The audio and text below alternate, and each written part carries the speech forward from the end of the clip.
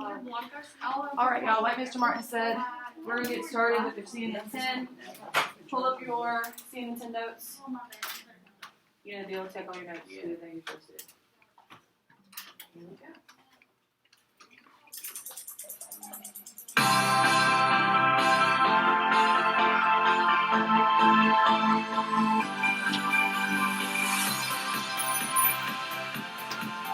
It's a bird, it's a plane, it's a meteor. We're training our eyes on the sky this Friday on CNN 10. I'm Carl Azuz, here's what's up. This week there were more than 400 reports of fire in the sky. They were mostly concentrated in and around Alberta, Canada, though the meteor was also visible in other parts of that country and in the U.S. state of Montana. Thanks in large part to surveillance and doorbell cameras, the American Meteor Society received more than 100 videos of this. The thing was so bright it was classified as a fireball. According to NASA, that means the rock could have been bigger than 3 feet in diameter. It's a shocking celestial sight that looks really cool as long as it doesn't hurt anything. And as far as we know, it didn't. Scientists believe it was just a meteor, not a meteorite. What's the difference? There are a lot of small rocks that are zinging through space. They're called meteoroids. If one of these rocks hits the Earth's atmosphere, it becomes a meteor. That's also known as a shooting star. The streaks you see across the sky are the result of meteors burning up in our atmosphere. Researchers say more than 90% of them burn up completely. If they don't do that, though, if part of the rock survives its entry and smacks into the Earth's surface, it's then classified as a meteorite. Thousands of tiny meteorites strike the Earth every year. But as far as we know, the one seen this week in Canada wasn't one of them. It's believed to have been a meteor. There haven't been any fragments reported from the Earth's surface. Initially, scientists didn't know how big it was, how fast it was moving, and what it was made of. But they're able to piece together some information about it based on the multitude of different recordings taken from different cameras in different locations. 10-second trivia. To date, how many cities have hosted both the Summer and Winter Olympic Games? 5, 3, 1, or none? No single city has hosted both seasonal Olympics before, but Beijing, China is set to become the first next year. The Chinese capital hosted the Olympic Summer Games in 2008. It's set to host the 2022 Winter Olympics next February 4th. Looking ahead, the events will return to Paris, France in 2024, Milano Cortina, Italy in 2026, Los Angeles, California in 2028, and the International Olympics Committee just announced yesterday that Brisbane, Australia is the preferred host for the 2032 Summer Olympics. This is a new process for Olympic organizers. They haven't announced the venue for the 2030 Winter Games yet, and Brisbane's bid to host the 2032 Games isn't a done deal. The IOC still has to vote on this to make it final. But because hosting the Olympics takes years to plan for, and because of the uncertainty that still surrounds the 2020 Games, which were delayed by the coronavirus pandemic, the committee's trying to devise a stable and predictable way to determine future host cities. In another sign that the Olympic and Paralympic Games will likely take place this summer, on Thursday, Tokyo 2020 organizers laid out their plan for the Torch Relay. Starting in exactly 1 month, the Torch will begin its 121-day journey in Fukushima before making its way through all of Japan's prefectures. Fukushima was one of the hardest hit areas during the 2011 Great Tohoku earthquake and tsunami, which caused a nuclear meltdown. Starting the relay in the region allows Japan the opportunity to highlight the reconstruction and recovery effort that has taken place since the devastating day nearly 10 years ago. 10,000 torchbearers will take part in the relay, perhaps a sign of things to come during the Olympic and Paralympic Games this summer.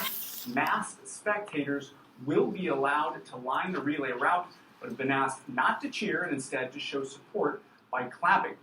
Officials have also asked spectators to avoid contact with people, closed spaces, and crowded areas.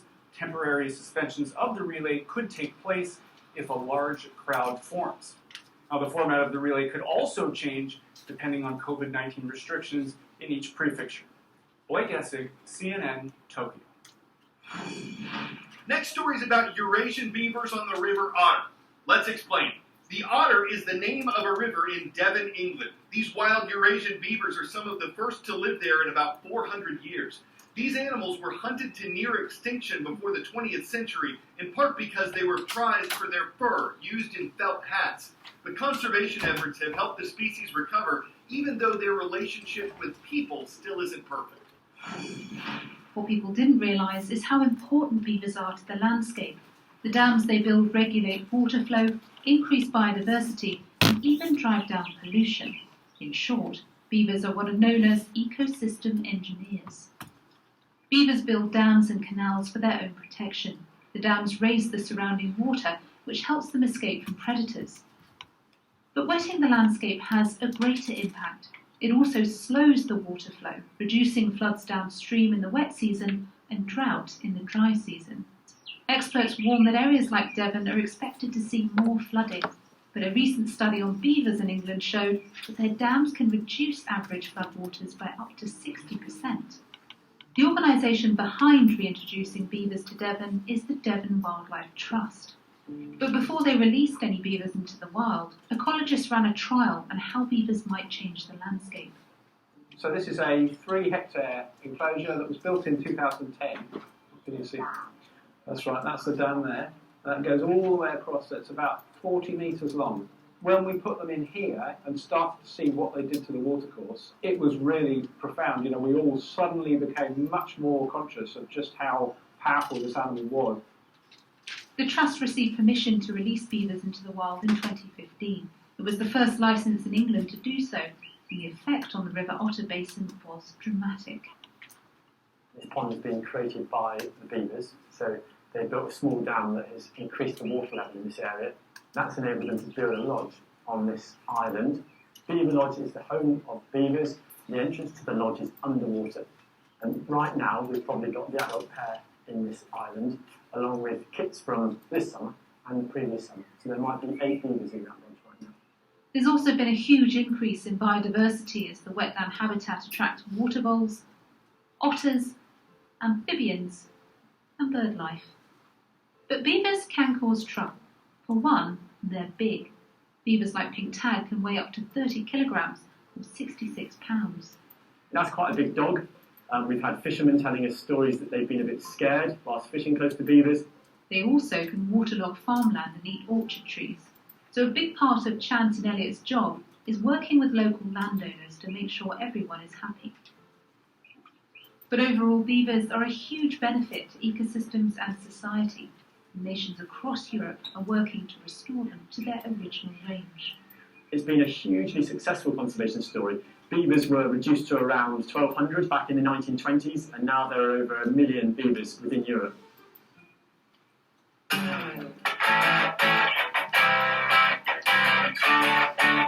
We've heard of the eye of the tiger, the roar of the tiger, paper tigers, and a neon tiger, but this is the first time we've heard of a singing tiger. Fascinating. Let's hear more. I think we need to work on your pitch. Has Cat got your tongue? Well, I think you can advance, but you'll be working with Lionel Richie. So this is what's being called a singing tiger. He's an 8-month-old male cub at a Siberian zoo who's able to hit high notes that other tigers can't. Officials say he's not in pain. This is just what he does to get attention. Tiger, tiger, burning bright, in the music halls of night. It's not in roars that you delight or purrs and furs that others might. You're a cat of different stripes, hitting high notes with your pipes. On the prowling Cajun meadow, from the pitch of your falsetto, you're a rebel without cause. Lifting voice through open jaws, singing not just for applause, but just because you can, entertaining beast and man. Apologies to William Blake. Shout out to Waterville Senior High School in Waterville, Maine. What do you think of Fridays? They're awesome. I'm Carl Zeus for CNN.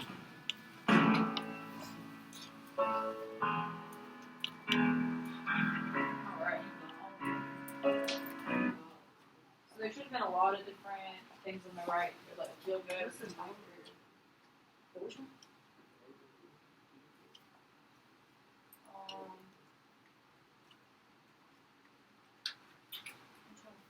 I don't know about if there was one from today. Might have been on a different one. I might have to go back and watch some of the other ones. So we are going to go through a little bit of PowerPoint and slide through this, and then y'all are going to fill in the blanks on the worksheets. Y'all can go ahead and finish up your scene intents for the today. Type in your last stuff, and then whenever you're ready, just close your laptops. In case they're not right with. Someday you're ready and your laptops are closed.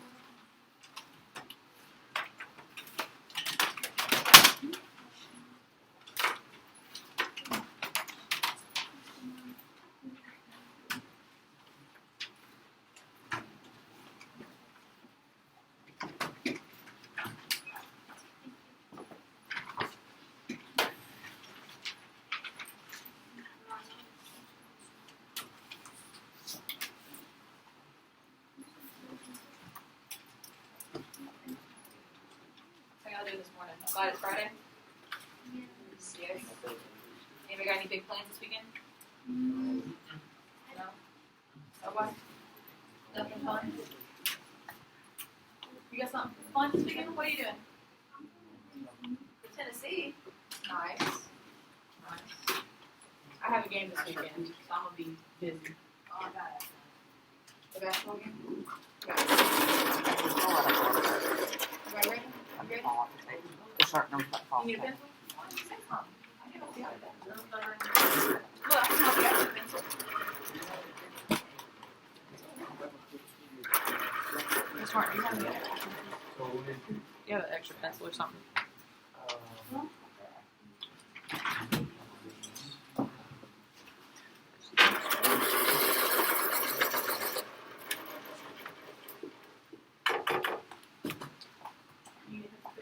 Smart, can I get one more, please? Yep.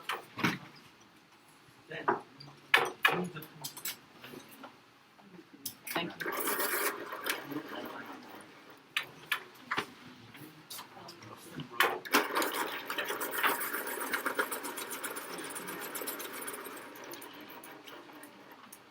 Here you go. All right. So, Unit 7, we're doing the rebuilding of Japan. So the standard is SS7H3, and so we are analyze the change and all that good stuff with Southern and Eastern Asia. And we're working on the C part, which is explain the role of the United States in the rebuilding of Japan after World War II. So Emperor Hirohito is how I'm gonna say it's pronounced. He began ruling Japan in the 1920s. He was in power during World War II and acted as an absolute monarch until the end of World War II. Who knows what an absolute monarch is? Yeah, like a king. It's like monarchs are the royal family, right? So an absolute monarch would be someone who has the total rule.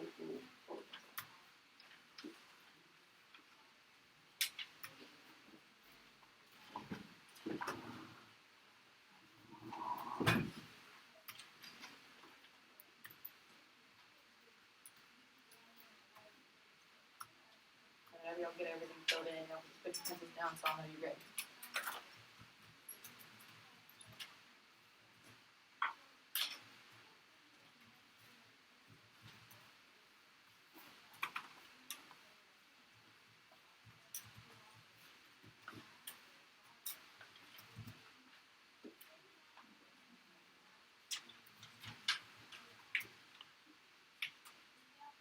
Good, Eric, did you get it? Lisa, about.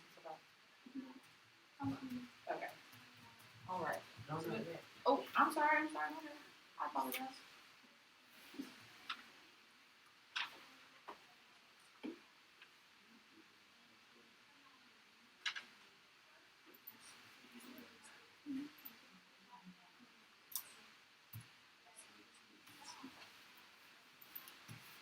Got it now? All right. So during World War II, over, big number, 3 million Japanese soldiers and civilians were killed. Much of Japan was in ruins, including the destruction of the atomic bombs in Hiroshima and Nagasaki.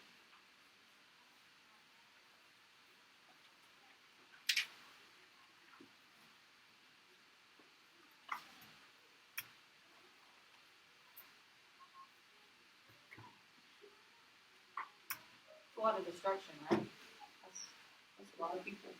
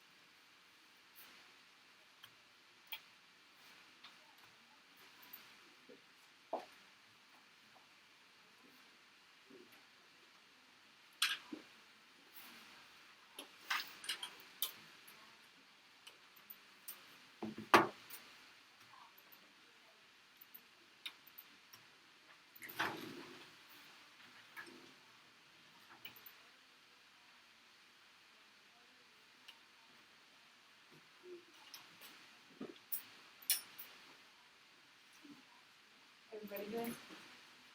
Yeah? Alright. So after World War II, U.S. forces occupied Japan and began the process of rebuilding the nation. As the Cold War began, the U.S. wanted to build a strong ally in Eastern Asia, and they were working on the containment of communism. Somebody remind me what communism is.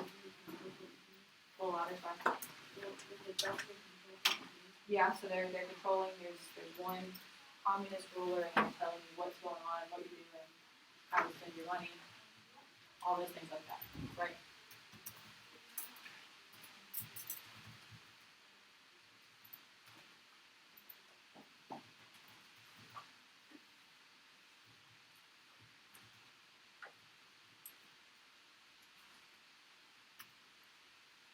We all learned a lot about communism, right, over the past, few months, this year, everything like that.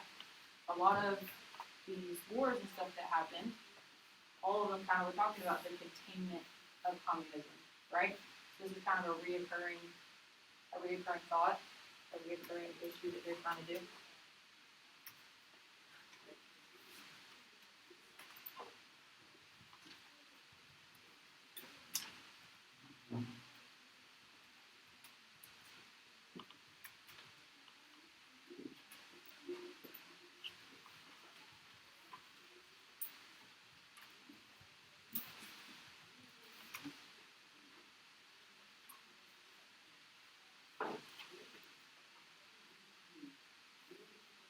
Somebody tell me why we want to why they were trying to contain communism. What do you think they were trying to do that? They were having all these wars and things like that.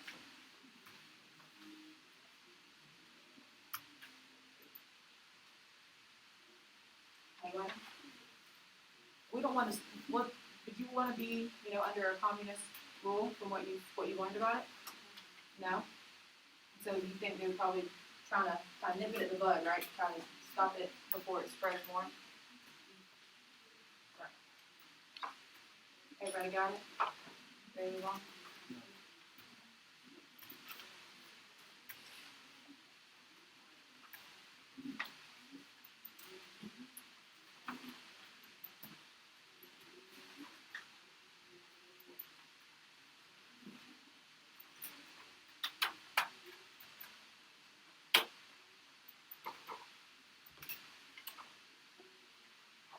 Good now? Alright, so the U.S. helped Japan write a new constitution. The emperor's absolute power was taken away, and he became a symbolic leader.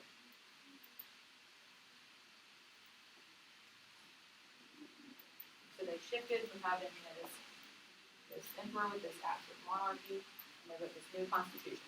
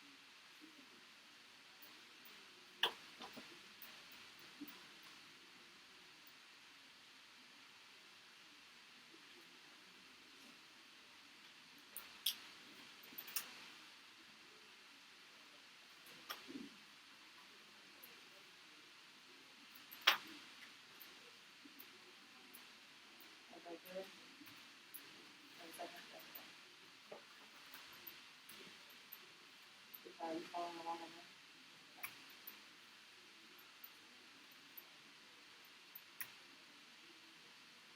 Good? Awesome.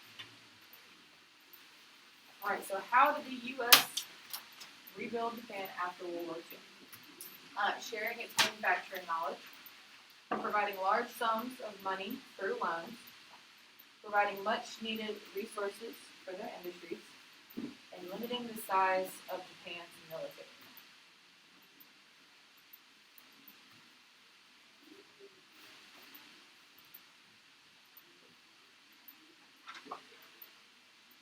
Those seem like pretty helpful ways that they would help rebuild, yeah?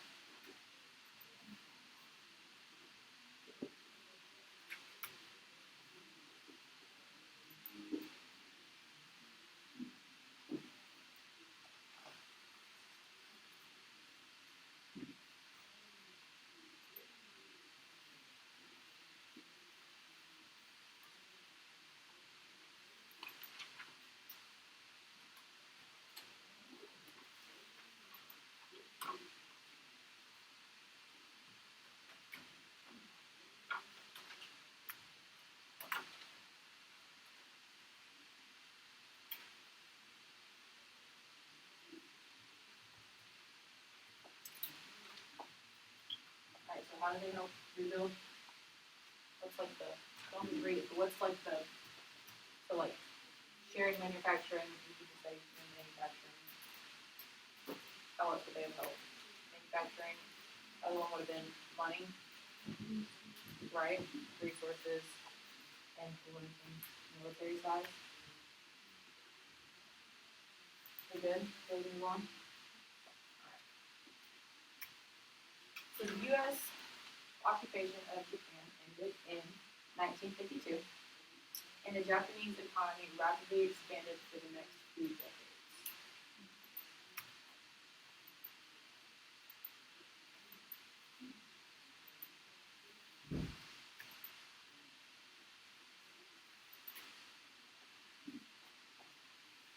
Obviously, there's ways that the U.S. were able to help rebuild, right? If they were expanding after the U.S. left.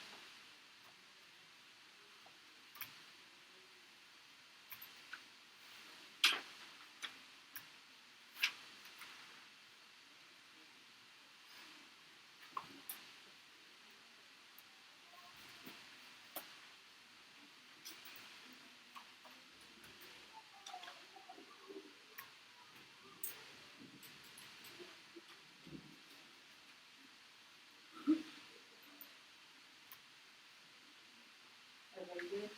Everyone?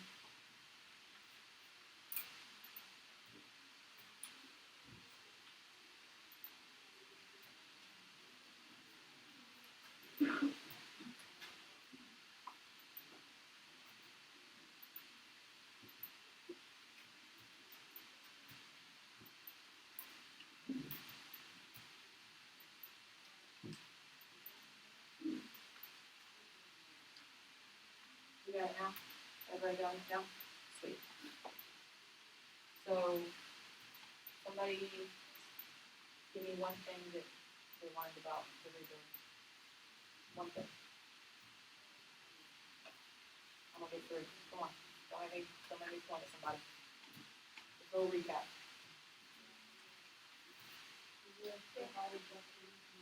Yes, the U.S. provided Japan with money. Somebody else. Something different. Resources, yeah? Come on, you got your notes right there. Come on, somebody help me out. What else?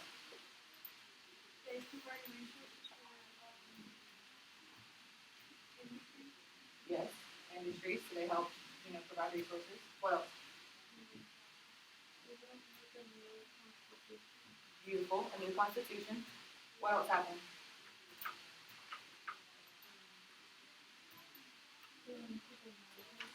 Went to the military size. What happened after all of these things happened? After the U.S. helped with all these ways, well then what happened? The economy expanded and they prospered the next few decades, right? Beautiful. Alright. Ms. Martin, what do you want next? Yeah.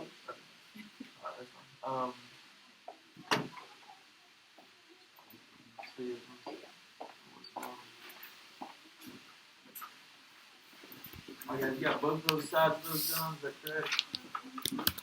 Okay, make sure your first and last name is on that. I'll be taking those up, okay?